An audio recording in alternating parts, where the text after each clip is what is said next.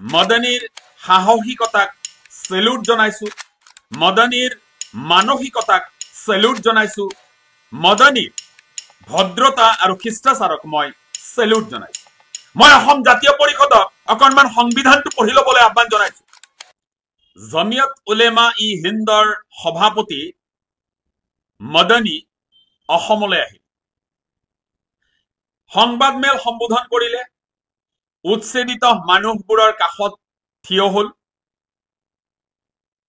মই মদনীৰ সাহসিকতাক সেলুট জনাইছো, মদনীৰ মানসিকতাক সেলুট জনাইছো, মদনীৰ ভদ্ৰতা আৰু শিষ্টাচাৰক মই সেলুট জনাইছো। আজি মদনীক লৈ বিভিন্নজনে বিভিন্ন ধৰণে বক্তব্য দিয়া দেখিবলৈ পাইছো। মদনীয়ে নিৰ্যাতিত মানুহখিনিৰ হৈ মাত মাতিবলৈ যাওঁতে মদনীক বুঢ়া আঙুলি দেখুৱালে কোনোবাই কলে যে মদনীক পালে তেওঁক বাংলাদেশলৈ পঠিয়াই দিব, ইত্যাদি ইত্যাদি বিভিন্ন কথা। অসমৰ বিভিন্ন দল সংগঠনে তেওঁৰ শ্ৰুতলিপি অনুসৰি কবলৈ সাহস কৰিলে যে মদনীক পালে হেনো ফাৰ কে ৰখ দেंगे, মদনীক চিৰ কে ৰখ দেंगे, ইত্যাদি বিভিন্ন কথা আমি সংবাদ মাধ্যমৰ জৰিয়তে দেখিবলৈ পালো। সেই মদনী এতিয়া অসমত, সেই মদনীয়ে অসমৰ উচ্ছেদিত মানুহখিনিৰ কাষত থিয় হোৱাৰ বাবে অসমলৈ আহিছে। সেই মদনী নিৰ্যাতিত মানুহখিনিক অকণমান সাহস দিবৰ বাবে অসমলৈ আহিছে। অসমত সংবাদ মাধ্যমক তেওঁ অতি ভদ্ৰতা আৰু বিনয়েৰে সৈতে সম্বোধন কৰিছে। এতিয়া আমি সেই তথাকথিত দল সংগঠন যিবোৰ আছে, যিবোৰে মদনীক ফাৰ কে ৰখ দেंगे, মদনীক চিৰ কে ৰখ দেंगे বুলি ভাবুকি দিলে, তেওঁলোকক আমি দেখিবলৈ পোৱা নাই, তেওঁলোকৰ কোনো উমঘাম দেখিবলৈ পোৱা নাই। মদনীয়ে অতি সাহসিকতাৰে কৈছে যে তেওঁক যিয়ে বাংলাদেশলৈ পঠিয়াম বুলি ভাবুকি দিছে, এয়া মই অসমলৈ আহিছো, যদি তেওঁৰ সাহস আছে মোক বাংলাদেশলৈ পঠিয়াওক, মোক গ্ৰেপ্তাৰ কৰক। তাৰ পিছত আমি দেখিছো যে সেইসকল যিসকল মদনী বিৰোধী তেওঁলোক মৌন। বৰ ইণ্টাৰেষ্টিং কথাটো হৈছে, আজিৰ এই প্ৰেক্ষাপটত আমি দেখিবলৈ পাইছো যে অসম জাতীয় পৰিষদ বুলি যিটো ৰাজনৈতিক দল আছে, সেই দলটো মদনীৰ বিৰুদ্ধে অতি বেছি সৰব হৈ পৰিছে। তেওঁলোকে কৈছে যে মদনীয়ে কলৈ গৈছে, কি কৰিছে, তাৰ ফটো কালেকশ্যন কৰিছে, মদনীয়ে সংবাদ মাধ্যমত কি কব তাৰ ওপৰত তেওঁলোকে চোকা দৃষ্টি ৰাখিব, ইত্যাদি ইত্যাদি বিভিন্ন কথা। লগতে তেওঁলোকে কৈছে মদনীক গ্ৰেপ্তাৰ কৰিব লাগে, মদনীক অসমৰ পৰা খেদি পঠিয়াব লাগে, ইত্যাদি কথাবোৰ আমি গৰিহণা দিছো। মদনীয়ে এনে কি সংবিধান বিৰোধী কথা কলে যাৰ বাবে মদনীক অসমৰ পৰা খেদি পঠিয়াব লাগে? মদনীয়ে এনে কি আইন বিৰুদ্ধ কথা কলে যাৰ বাবে মদনীক গ্ৰেপ্তাৰ কৰিব লাগে? আজি অসম জাতীয় পৰিষদে যাৰ বুকুচাত উঠি ৰাজনৈতিক বৈতৰণি পাৰ হ'ব বিচাৰিছে, সেই দল কংগ্ৰেছ দলৰ পৰামৰ্শ মতে, কংগ্ৰেছ দলৰ শ্ৰুতলিপি মতে অসম জাতীয় পৰিষদে মদনী বিৰোধী শ্লোগান দিয়া পৰিলক্ষিত হৈছে। এইবাৰ আমি অসম জাতীয় পৰিষদৰ নেতৃত্বক প্ৰত্যাহ্বান জনাইছো, মুকলি প্ৰশ্ন কৰিব বিচাৰিছো যে যেতিয়া তেওঁলোকে কংগ্ৰেছ দলৰ হাইকমাণ্ডক লগ কৰিবলৈ দিল্লীলৈ গৈছিল, তেওঁলোকৰ দাবী সম্বলিত পত্ৰ বা স্মাৰক পত্ৰ যিয়েই নহওক কিয় তেওঁলোকে যেতিয়া ৰাহুল গান্ধীক অৰ্পণ কৰিছিল, তাত উল্লেখিত দাবীৰ ভিতৰত এইটো আছিল নে যে বিৰোধী দল হিচাপে কংগ্ৰেছ দলৰ সভাপতি অথবা কংগ্ৰেছ দলৰ নেতা ৰাহুল গান্ধীয়েও নিৰ্যাতিত, নিপীড়িত, উচ্ছেদিত মানুহখিনিৰ কাষত আহি থিয় দিব লাগে, এই দাবী অসম জাতীয় পৰিষদে কৰিছিল নে? এই প্ৰশ্নৰ উত্তৰটো অসম জাতীয় পৰিষদে দিব বুলি আমি আশা কৰিছো। আজি কংগ্ৰেছৰ শ্ৰুতলিপি মতে অসম জাতীয় পৰিষদ মদনীৰ বিৰুদ্ধে আজমলৰ সৈতে মদনীক সম্পৃক্ত কৰি যি এক নেৰেটিভ অসমৰ ৰাইজৰ আগত দিব বিচাৰিছে, সেই নেৰেটিভ কোনো কাৰণত গ্ৰহণযোগ্য হ'ব নোৱাৰে। একাংশই কব বিচাৰিছে যে মদনীয়ে নিৰ্বাচনৰ আগে আগে অসমলৈ আহি এটা সাম্প্ৰদায়িক ৰাজনীতি কৰিব বিচাৰিছে, কিন্তু মদনীয়ে সেই কথাৰ সম্পূৰ্ণ বিৰোধী স্থিতি গ্ৰহণ কৰি সংবাদ মাধ্যমৰ আগত শিষ্টাচাৰ ৰাখি অতি বিনয়েৰে সৈতে তেওঁ যিবোৰ বক্তব্য ৰাখিলে সেই বক্তব্যৰ বাবে মদনীক মই সেলুট জনাইছো।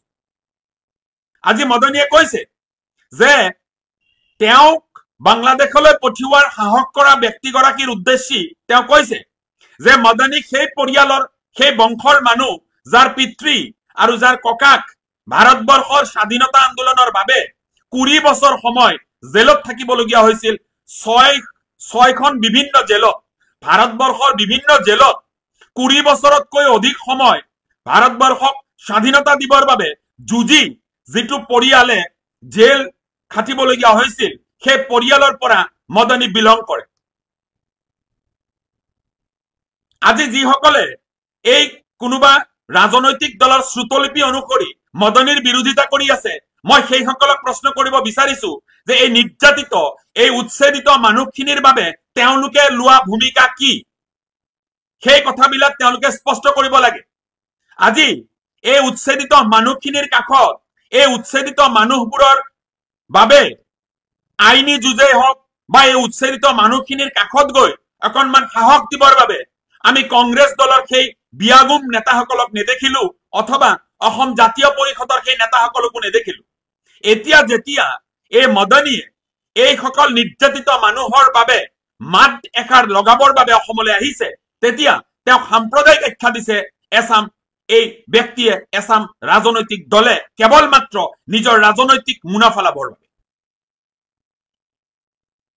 বৰ আচৰিত কথা। আজি আজমলৰ সৈতে মদনীক সম্পৃক্ত কৰিব বিচৰা হৈছে। এই কথা সম্পূৰ্ণ নস্যাৎ কৰি মদনীয়ে কৈছে যে মদনী অসমলৈ অহাৰ বহু পিছতহে আজমলে জানিব পাৰিছে যে মদনী অসমলৈ আহিছে। এই কথা সাহসিকতাৰে তেওঁ সংবাদ মাধ্যমৰ আগত ব্যক্ত কৰিছে। আজি যিকোনো এটা নেৰেটিভ, যিকোনো এটা প্ৰপগেণ্ডা সৃষ্টি কৰাৰ বাবে এই ৰাজনৈতিক দলবিলাক উঠি পৰি লগাৰ কাৰণটো আমি বুজিব পৰা নাই। মদনীক দেখিলে ভীতিগ্ৰস্ত হৈছে। মুছলমানৰ কথা কলে কোনোবাই তাক সাম্প্ৰদায়িকতাৰ ৰং সানিব বিচাৰিছে। কিয়? মুছলমানসকলৰ এই দেশত কি অধিকাৰ নাই? মুছলমানসকলৰ কথা কোৱাৰ অধিকাৰ নাই? মুছলমানে মুছলমানৰ বাবে মাত মতাৰ অধিকাৰটো নাই নেকি? নে সংবিধানে সেয়া কৰবাত বাধা দি ৰাখিছে? মই অসম জাতীয় পৰিষদক অকণমান সংবিধানটো পঢ়ি ল'বলৈ আহ্বান জনাইছো। মই কংগ্ৰেছ দলক অকণমান সংবিধানটো পঢ়ি ল'বলৈ আহ্বান জনাইছো। আজি অসম জাতীয় পৰিষদে যিবিলাক বক্তব্য ৰাখিছে সেয়া কোনো কাৰণত গ্ৰহণযোগ্য হ'ব নোৱাৰে।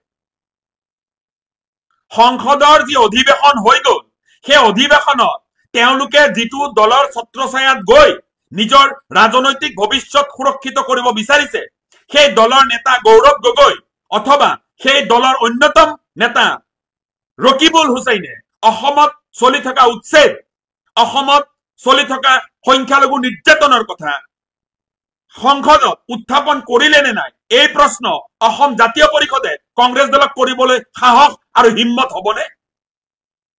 নে কেৱল ৰাজনৈতিক মুনাফা লাভৰ বাবে মদনীক অকণমান গালি পাৰি এই যিটো মুছলমান বিদ্বেষ তেওঁলোকে প্ৰকট কৰিব? এনেবোৰ কথা বতৰা অসমৰ ৰাজনীতিৰ বাবে শুভ নহয়। আমি স্পষ্টভাৱে মদনীক সমৰ্থন কৰিছো। আমি মদনীৰ কথা বতৰাক স্পষ্টভাৱে সমৰ্থন কৰিছো। মদনীৰ কাৰ্যকলাপক আমি স্পষ্টভাৱে সমৰ্থন কৰিছো। এগৰাকী স্বাধীনতা আন্দোলনত অংশগ্ৰহণ কৰা, স্বাধীনতা আন্দোলনত অংশগ্ৰহণ কৰা এটা পৰিয়ালৰ পৰা বিলং কৰা মদনীয়ে আজি অসমৰ সংখ্যালঘু নিৰ্যাতিত মানুহখিনিৰ বাবে মাত এষাৰ দিবলৈ আহিছে। তাৰ বাবে তেওঁ ধন্যবাদ আৰু কৃতজ্ঞতাৰ পাত্ৰ। আজি অসমৰ ৰাজনৈতিক পৰিৱেশটোত মুছলমানৰ হৈ যিসকলে কথা কৈছে সেইসকলক সাম্প্ৰদায়িক আখ্যা দিয়া হৈছে। মুছলমান অথবা এই সংখ্যালঘু মিয়া সম্প্ৰদায়, যাক তথাকথিত মিয়া বুলি কোৱা হয়, এইসকলৰ বাবে মাত মতাটো যেন এটা অপৰাধ হৈ গৈছে। এনেবোৰ এক পৰিৱেশ এই ৰাজনৈতিক দলবোৰে কৰিব বিচৰাটো চৰম দুৰ্ভাগ্যজনক। বিৰোধী দল একত্ৰিত হৈছে, ভাল কথা। বিৰোধী দল একত্ৰিত হৈছে, ভাল কথা। অসমৰ পৰা এই উগ্ৰ হিন্দুত্ববাদ প্ৰতিষ্ঠা কৰিব খোজা দল সংগঠনবোৰৰ শাসন নিৰ্মূল হ'ব লাগে এই কথা সকলোৱে স্বীকাৰ কৰিছে কিন্তু সেয়া কৰিবলৈ যাওঁতে যদি কোনোবাই মুছলমানৰ হৈ মাত মাতিছে কোনোবাই সংখ্যালঘু নিৰ্যাতিত মানুহৰ হৈ মাত মাতিছে তাক বাধা দিয়াৰ যিটো প্ৰয়াস সেই প্ৰয়াসত কিন্তু আমি গৰিহণা দিছো